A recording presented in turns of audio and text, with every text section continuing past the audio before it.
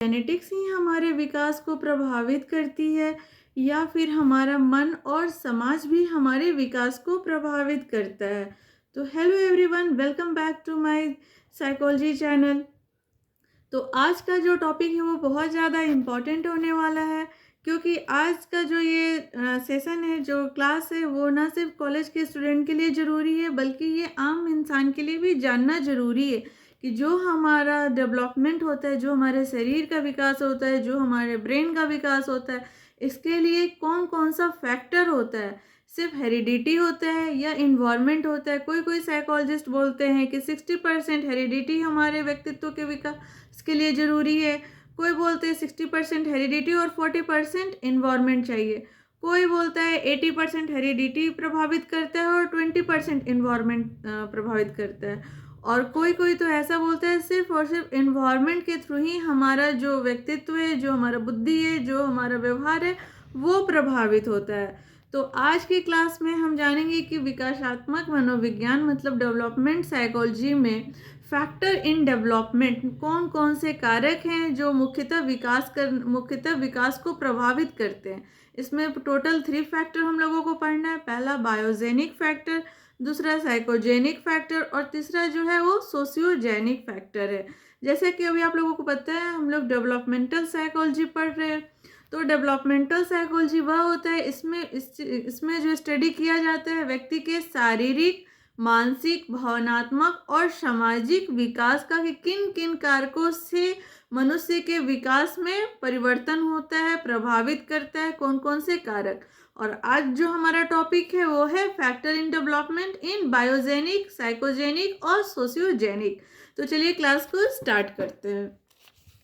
ये जो तीनों फैक्टर है, ये तीनों फैक्टर ही मिलकर के एक पर्सनालिटी का फॉर्मेशन करता है, एक व्यक्तित्व का निर्माण करता है। तो सबसे पहले हम लोग बायोजेनिक फैक्टर देखते हैं कि बायोजेनिक फैक्टर क्या है। तो इसका जो मतलब होता है, जो मीनिंग होता है, ये वैसे कारक होते हैं जो व्यक्ति के शारीरिक, जैविक और विकास को प्रभावित करते हैं, उन्हें बायोजेनिक फैक्टर कहते हैं। जैसा कि नाम से ही स्पष्ट है, बायोजेनिक क्या हुआ, तो जैविक कारक जो हमारे व्यक्ति के विकास को, शारीरिक और जैविक विकास को प्रभावित करते हैं। ये कारक जो होते हैं जन्म से पहले और जन्म के बाद दोनों समय कार्य करते हैं। कैसे कार्य करते हैं, तो जो मतलब ये वे कारक होते हैं जो शरीर, मस्तिष्क, जो हमारा मतलब ब्रेन है, नर्वस सिस्टम है, जो हार्मोन है और जो हेरिडिटी है, उससे ये रिलेट करते हैं और इसे ही बायोजेनिक फैक्टर कहते हैं। तो बायोजेनिक फैक्टर किसे कहते हैं, आप लोगों को स्पष्ट हो गया होगा कि ये वे कारक है, ये वे फैक्टर, बायोजेनिक जो है वो वे फैक्टर है जो हमारे जो पूरा बॉडी है, जो हमारा ब्रेन है, जो हमारा नर्वस सिस्टम है, जो हमारा हार्मोन है, हेरिडिटी है, ये सब को ही मिला करके बायोजेनिक फैक्टर का निर्माण होता है। और जो मेन बायोजेनिक फैक्टर्स होते हैं, इसमें सबसे पहले आता है हेरिडिटी। तो जैविक विकास का बात करेंगे तो इसमें हेरिडिटी सबसे पहले आता है, क्योंकि जो गुण होता है अपने माता पिता से हमें मिलता है, दादा दादी से मिलता है। जो बच्चा होता है उसमें कहाँ से हम बुद्धि का विकास होता है। अगर कोई छोटा बच्चा है, अगर अभी वो 6 महीने का ही है, वो बोलने लगा, वो पढ़ने लगा, वो मतलब पढ़ने नहीं लगा, वो अच्छा से शब्द का निर्माण कर रहा है, वर्ड का फॉर्मेशन कर रहा है, 2 वर्ड्स बोल रहा है, 3 वर्ड्स बोल रहा है, 6 से 9 महीना में ही अच्छा से बोलने लग रहा है। 1 साल का होते होते वो बहुत कुछ पढ़ने समझने लग रहा है। 1.5 साल का होते होते वो अच्छा खासा 2-3 किताब पढ़ चुका होता है। तो ये कैसे पॉसिबल है? हो सकता है उसकी मम्मी बहुत इंटेलिजेंट होगी, हो सकता है उसके पापा बहुत इंटेलिजेंट होंगे, या हो सकता है उसके दादा दादी या नाना नानी भी पढ़ाई में बहुत ज़्यादा अवेयरनेस होगा, उनका बहुत ज़्यादा वो इंटेलिजेंट है। हो सकता है कि उनके दादा या नाना या नानी, मम्मी पापा कोई बड़े प्रोफेसर होंगे या किसी सब्जेक्ट के बहुत बड़े विद्वान होंगे, इसलिए उनका उस बच्चे के हेरिडिटी में आ गया है, उसके जीन में आ गया है पढ़ाई को लेकर अवेयरनेस, और वो बच्चा आराम से पढ़ रहा है 1 से 1.5 साल के ही अन्य बच्चों की तुलना में। जबकि 2 साल के बच्चे, 1.5-2 साल के बच्चे सिर्फ खेलते कूदते हैं और उनको पढ़ाई से कोई मतलब नहीं रहता है। लेकिन किसी किसी केस में ये देखने मिलता है, क्योंकि उनका हेरिडिटी, वो पढ़ाई, समाज, उनका जो खून में पढ़ाई है। तो बच्चे का जो बुद्धि है, इंटेलिजेंस है, वो हेरिडिटी से आता है। बच्चे का जो कलर है, कॉम्प्लेक्शन है, वो कहाँ से आता है? उनके मम्मी पापा, दादा दादी, नाना नानी, मतलब हेरिडिटी से आता है। बच्चे का जो लंबाई है, अगर किसी की मम्मी लंबी है, दादी लंबी है, पापा लंबे हैं, तो बच्चा भी उसका लंबाई उसका अच्छा खासा लंबा हो जाएगा बच्चा। और शरीर का जो बनावट है, अगर किसी की मम्मी का जो अगर फोरहेड है उसका स्ट्रक्चर दूसरा है, नोज का स्ट्रक्चर कोई कुछ अलग है, लिप्स का अलग है, या फिर उसके दादाजी है, नाना जी, तो बच्चा पूरी अपने हेरिडिटी को कॉपी करते हैं। तो यही होता है बायोजेनिक फैक्टर में हेरिडिटी फैक्टर। तो जो भी कहने का मतलब है, बच्चा का जो अगर इंटेलिजेंस लेवल है, उसका जो हाइट है, उसका जो फिजिक है या फिगर है, वो सब कंप्लीटली अपने मम्मी पापा, दादा दादी, नाना नानी, भाई बहन पे ही जाता है। दूसरा जो होता है कि नर्वस सिस्टम, बायोजेनिक फैक्टर में जो दूसरा कारण है, मतलब दूसरा जो पॉइंट है, वो है नर्वस सिस्टम की मस्तिष्क और तंत्रिका तंत्र को नियंत्रित करता है, और सीखना, स्मृति, भाषा आदि इससे प्रभावित होता है। अगर किसी बच्चे का नर्वस सिस्टम बहुत अच्छा है तो वो बहुत ज़्यादा, जैसे कि मैं बताई अभी, कि उसका मेमोरी पावर बहुत अच्छा होगा, उसका लैंग्वेज कंप्रीहेंशन 6 मंथ से ही डेवलप होने लगेगा, वो बहुत अच्छा लैंग्वेज का जानकार हो जाएगा। अभी 1-1.5 साल में वो सिंपल वर्ड क्या, वो कॉम्प्लेक्स सेंटेंस भी बोलने लगेगा या बोलने लगेगी। ठीक है, तो ये सारा जो होता है नर्वस सिस्टम के चलते होता है, कि अगर किसी बच्चे को सीखने का, स्मृति का, भाषा आदि सबसे प्रभावित होता है। तीसरा जो है हेरिडिटी, इसका जो बायोजेनिक फैक्टर है वो होता है एंडोक्राइन ग्लैंड्स, अंतःस्रावी ग्रंथियाँ। हार्मोन शरीर एवं व्यवहार को ये प्रभावित करता है। अगर किसी का अच्छा एंडोक्राइन ग्लैंड्स जो होता है वो क्या करता है, वृद्धि हार्मोन, थायराइड आदि के भी विकास में महत्वपूर्ण होता है। अगर किसी के पेरेंट्स को थायराइड है या फिर कोई भी एंडोक्राइन प्रॉब्लम है, तो उसके बच्चे में भी आ जाने की संभावना होता है। फिजिकल हेल्थ, सिर्फ मम्मी पापा, दादा दादी, नाना नानी से पॉजिटिव चीज़ भी नहीं आते, कभी कभी कुछ निगेटिव भी आता है, लेकिन उसको सोल्यूशन होता है। ऐसा नहीं कि उसका सोल्यूशन नहीं होता, लेकिन बायोजेनिक फैक्टर में यही होता है कि कौन कौन सा कारक है जो बच्चे में अपने पेरेंट्स से, मम्मी पापा से, दादा दादी या नाना नानी से आता है। फोर्थ जो है फिजिकल हेल्थ, पोषण, भोजन, व्यायाम, नींद आदि विकास को ये प्रभावित करता है। कुपोषण से विकास को रोकता है। फिर आता है मैच्योरेशन, मतलब क्या होता है, परिपक्वता। तो शरीर एवं मस्तिष्क का प्राकृतिक विकास जो होता है, बच्चा एक निश्चित आयु में चलना, बोलना, सीखना, ये सब भी किससे आता है, मतलब ये बायोजेनिक फैक्टर में ही आता है। अगर किसी के पापा बहुत जल्दी उसके लैंग्वेज का मतलब किसी के जो बच्चे है उसके पापा या मम्मी पेरेंट्स जल्दी बोलने लगा, जल्दी चलने लगे, तो बच्चे में भी ये देखने को मिलता है कि उसका बच्चा भी जल्दी बोलता है, चलता है, सीखता है। तो अगर किसी बच्चे का मतलब शरीर और मस्तिष्क का प्राकृतिक विकास मतलब बहुत अच्छा से डेवलपमेंट होता है, तो बच्चा निश्चित आयु पे मतलब 9वां से 10वें महीना तक वो बच्चा चलने लगेगा, अच्छे से बोलने लगेगा, और भी बहुत सारा उसका लैंग्वेज डेवलपमेंट होने लगता है। क्लियर है?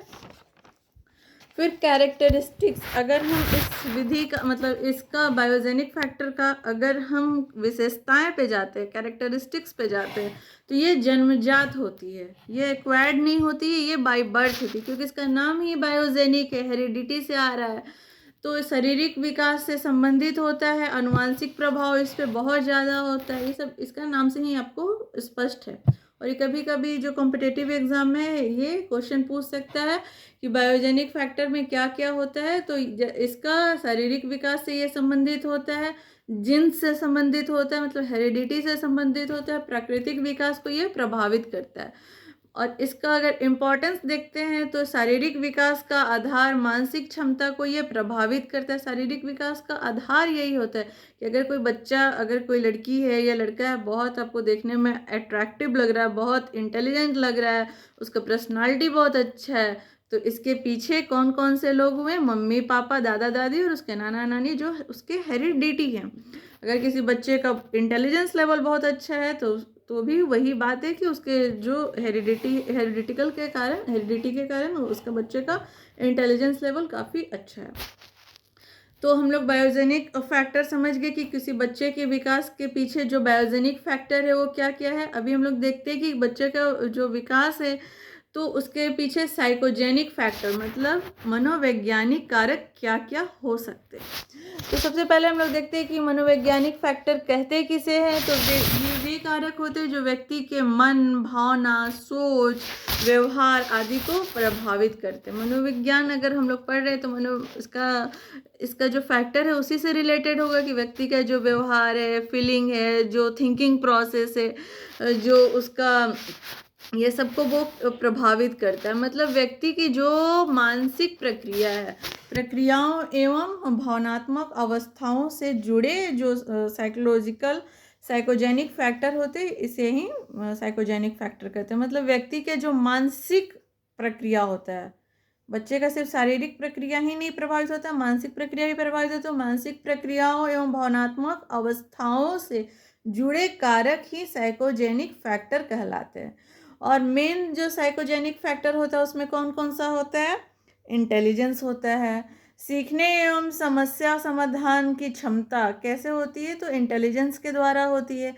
उच्च बुद्धि का विकास कैसे पता चलता है? अगर किसी का इंटेलिजेंस लेवल, आईक्यू लेवल बहुत ज़्यादा है तो वह बच्चा, उसका बुद्धि लेवल जो है, इंटेलिजेंस कोशेंट भी बहुत हाई होगा। फिर मोटिवेशन, मोटिवेशन क्या होता है? कार्य को मतलब आंतरिक सफलता देने के ये काम करते हैं, एक प्रेरणा का काम करता है कि अगर कोई कार्य करने जा रहे हैं आप तो उसके पीछे जो आपको प्रेरणा देगा करने के लिए, जैसे कि आप पढ़ा रहे तो आप क्यों पढ़ा रहे, तो आपको कुछ कोई मोटिवेट कर रहा होगा, आपका कोई टीचर, आपके कोई रोल मॉडल होंगे जो आपको मोटिवेट कर रहे होंगे। आपको, आप हो सके तो विकास विकृति सर को फॉलो करते होंगे, हो सके तो आप खान सर को फॉलो करते हो सके तो आपके मम्मी पापा में ही कोई टीचर है जिसको आप रोल मॉडल मानकर आप उनको फॉलो करते होंगे। फिर जो आता है इमोशन मतलब संवेग, तो खुशी, क्रोध, भय, प्रेम आदि जो होता है भावनात्मक संतुलन विकास के लिए आवश्यक होता है। फिर आता है इंटरेस्ट एंड वैल्यू, सकारात्मक सोच विकास को ये बेहतर बनाती है। रुचि, सीखने, अगर किसी चीज़ में इंटरेस्ट ही नहीं रहेगा तो आप उस चीज़ को सीख ही नहीं पाएंगे। तो इंटरेस्ट और एटीट्यूड का होना बहुत ज़रूरी है किसी भी चीज़ को विकसित होने के लिए। अगर आपको खेलना है, अगर आपको स्पोर्ट्स में इंटरेस्ट है तो आपको इंटरेस्ट के साथ आपका एटीट्यूड भी होना चाहिए स्पोर्ट्समैन के जैसा। अगर आपको टीचिंग अच्छा लगता है तो आपको टीचिंग का एटीट्यूड भी होना चाहिए और टीचिंग में आपको इंटरेस्ट भी होना चाहिए। ये नहीं कि सिर्फ देखा देखी कि खान सर का चैनल बहुत ज़्यादा चल रहा है तो हम भी यूट्यूब लिए और पढ़ाने लगे, मेरा भी चैनल बहुत अच्छा चल सकता है। लेकिन ये सिर्फ कॉपी से नहीं हो सकता है, इसके लिए आपको इंटरेस्ट होना चाहिए।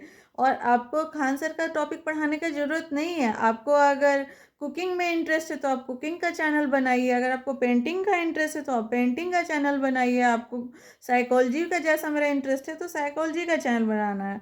ये नहीं कि अगर आपको सिर्फ देखना है कि उनका कितना मिलियन फॉलोअर है और उसको देख करके आपको कॉपी करना है। अगर किसी को अगर सक्सेस चाहिए किसी चीज़ के लिए तो आपको उसके लिए क्या क्या होना चाहिए? इंटरेस्ट और एटीट्यूड होना चाहिए। फिर लर्निंग, जो साइकोजेनिक फैक्टर में आता है, जो लास्ट पॉइंट है वो है लर्निंग, अनुभव एवं व्यवहार में परिवर्तन शिक्षा एवं अनुभव विकास को प्रभावित करती है। तो ये सारा था साइकोजेनिक फैक्टर। अब साइकोजेनिक फैक्टर की कुछ विशेषताएं भी हैं, उसके बारे में भी देखते हैं कि ये मानसिक प्रक्रियाओं से संबंधित है। जैसा कि इसका नाम से स्पष्ट है साइकोजेनिक फैक्टर, तो ये किससे रिलेटेड रहेगा? ये मानसिक प्रक्रिया मतलब मेंटल प्रोसेस से ही ये संबंधित रहेगा। फिर व्यवहार को ये प्रभावित करती है, अनुभव एवं शिक्षा से विकसित होती है और व्यक्ति में ये भिन्न होते हैं। किसी का आईक्यू लेवल ज़्यादा हो सकता है, किसी का किसी चीज़ में इंटरेस्ट हो सकता है, तो सबका अलग अलग ये होता है। फिर व्यक्तित्व निर्माण में इसका अगर इम्पोर्टेंस की बात करें तो व्यक्तित्व का निर्माण, जो अगर बच्चे का अगर पर्सनालिटी का फॉर्मेशन है, इसके लिए ये बहुत ही ज़्यादा इम्पॉर्टेंट रोल प्ले करते हैं, क्योंकि मानसिक स्वास्थ्य को प्रभावित करता है साइकोजेनिक फैक्टर और आत्मविश्वास एवं सफलता को भी ये बढ़ाता है। तो अभी तक हम लोग जो है ह्यूमन डेवलपमेंट में 2 फैक्टर को समझ लिए कि बच्चे के विकास के लिए कौन कौन से 2 फैक्टर जरूरी है। पहला था बायोजेनिक फैक्टर और दूसरा हम लोग पढ़े साइकोजेनिक फैक्टर।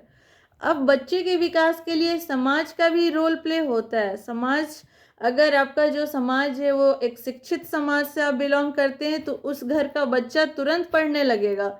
अगर आप किसी पेंटिंग समाज से रिलेट करते हैं तो आपके घर का जो छोटा बच्चा है ऑटोमेटिक पेंटिंग करने लगेगा और बहुत सुंदर, 1 से 2 साल का ही बच्चा बहुत अच्छा ड्राइंग करने लगेगा। उसके दादा दादी या उसके नाना नानी को अगर बहुत अच्छा स्केचिंग पेंटिंग क्राफ्टिंग आता है तो बच्चा तुरंत उसको कॉपी करेगा। कॉपी करने का भी जरूरत नहीं है, बस उस सोसाइटी में, जिस सोसाइटी में रह रहा है वहाँ से ही वो अपने आप ट्रांसफ़र हो जाता है। अगर किसी के मम्मी पापा या दादा दादी नाना नानी अगर टीचर हैं, प्रोफेसर है, तो बच्चा तुरंत ही सीखना पढ़ने लगता है। तो समाज का बहुत अच्छा पॉजिटिव भी होता है और निगेटिव भी होता है। अगर आप जिस समाज में रह रहे हैं, जिस लोकेलिटी में रह रहे हैं, आपके सोसाइटी में बहुत ज़्यादा गाली गलौज, मम्मी पापा से झगड़ा हो रहा है, अगर फ्रेंड फ्रेंड खेल रहा है उसमें भी लड़ाई झगड़ा हो, तो वहाँ भी अगर छोटा बच्चा है तो खुद ब खुद अपशब्द बोलना सीख लेगा, लड़ाई झगड़ा करना सीख लेगा। तो बच्चे के विकास के लिए सोशियोजेनिक फैक्टर भी बहुत ज़्यादा इम्पॉर्टेंट होता है। तो सोशियोजेनिक फैक्टर वे कारक होते हैं जो समाज वातावरण से संबंधित होते हैं। ये भी इसके नाम से ये स्पष्ट है कि सोशियोजेनिक है तो किससे प्रभावित होगा, समाज से होगा, वातावरण से होगा और व्यक्ति के विकास को प्रभावित करते हैं सोशियोजेनिक फैक्टर। मतलब सामाजिक वातावरण, संस्कृति एवं पारिवारिक परिस्थितियों से जुड़े कारक ही सोशियोजेनिक फैक्टर कहलाते हैं। इसका जो मेन सोशियोजेनिक फैक्टर होता है वो होता है फैमिली। फैमिली ही सबसे पहला सोशियोजेनिक फैक्टर होता है, क्योंकि जो बच्चे का विकास होता है पहला कहाँ से शुरू होता है। जो छोटा बच्चा रहता है 6 महीना का, 8 महीना का, उसका विकास कहाँ से शुरू होगा, अपने परिवार से ही स्टार्ट होगा। जैसा उसकी मम्मी बोलेगी वैसा वो करेगा, जैसे उसके पापा बोलेंगे, जैसे उसके दादा दादी करेंगे, अगर वो नानी घर है तो जैसे उसका नाना नानी मामा मामी करेगा बच्चा वैसे ही सीखेगा। तो सबसे जो बच्चे का पहला विकास होता है उसकी फैमिली में ही होता है। तो पहला सामाजिक समूह जो होता है बच्चे के व्यवहार एवं व्यक्तित्व को फैमिली प्रभावित करता है। उसके बाद जो प्रभावित करता है स्कूल। बच्चा थोड़ा सा बड़ा होता है, अभी तो जो है वो 2-2.5 साल से ही बच्चा स्कूल जाने लगता है, तो उसका जो सेकंड जो सोशल डेवलपमेंट होता है, जो सोशियोजेनिक फैक्टर होता है स्कूल होता है। तो शिक्षा वहाँ स्कूल से क्या लेता है, वो शिक्षा लेता है, एजुकेशन लेता है, एजुकेशन के साथ वो डिसिप्लिन लेता है। तो बच्चे का जो सोशल स्किल जो होता है वो दूसरा जो होता है फैमिली के बाद स्कूल में ही डेवलप होता है। तीसरा होता है पीयर ग्रुप, मतलब अपने एज ग्रुप के, कैसा एज ग्रुप के बच्चे के साथ वो खेल रहा है, मित्र का जो व्यवहार, उसका जो फ्रेंड होता है उसका व्यवहार बच्चे की आदत को प्रभावित करता है। जैसे कि ये बताया कि आप किसी अच्छे सोसाइटी में रहते हैं तो वहाँ का जो बच्चा लोग है वो अच्छा से आपसे बात करेगा, अच्छा से डिसिप्लिन से आपसे बात करेगा, आपके बच्चे से बात करेगा, तो बच्चा ऑटोमेटिक सीख लेगा कि सबको रिस्पेक्ट देना है, सब बड़े से ऐसे बात करना है, रिस्पेक्ट से छोटों के साथ प्यार से बात करना है, अपने चीज़ें को शेयर करना है। लेकिन अगर आपका सोसाइटी समाज अच्छा नहीं रहेगा, वहाँ गाली गलौज और लड़ाई झगड़ा रहेगा, तो बच्चा वो तुरंत कॉपी कर लेगा। फिर जो होता है मीडिया एंड टेक्नोलॉजी। अभी का जो हमारा समाज है, अगर आप अपने छोटे से बच्चे को मोबाइल देते हैं और मोबाइल में वो रील स्क्रॉल करते रहता है दिन भर, तो उसमें वो बहुत सारा अच्छा चीज़ के साथ, अगर छोटा बच्चा है तो उसमें राइम्स भी सीख रहा है, कोई आपका क्ले आर्ट भी सीख रहा है, कुछ और भी बातें सीख रहा है, लेकिन इसके साथ साथ वो कुछ खराब आदतें भी सीख सकता है। तो मीडिया का प्रभाव भी मीडिया का, और इसके साथ साथ मतलब अगर आप टीवी भी उसको दिखा रहे तो किड्स का चैनल चला रहे जहाँ उसको कुछ क्रिएटिविटी चीज़ मिल रहा है तो ठीक है, लेकिन वो अपने मम्मी पापा के साथ बैठ के सीरियल देख रहा है या फिर कुछ और कुछ देख रहा है जो कि उस छोटे से बच्चे के लिए, मन मस्तिष्क के लिए अच्छा नहीं है, तो भी उसका जो सामाजिक स्किल है, जो सोशल स्किल है वो खराब हो जाएगा।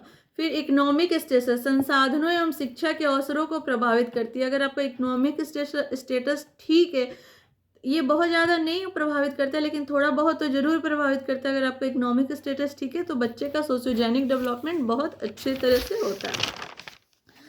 तो कैरेक्टरिस्टिक्स, अगर सोशियोजेनिक फैक्टर की अगर विशेषता की अगर हम बात करें तो सामाजिक वातावरण से संबंधित व्यवहार एवं विकासात्मक प्रभाव और संस्कृति एवं समाज के अनुसार बदलते हैं, सीखने एवं अनुकूलन में सहायक होते हैं।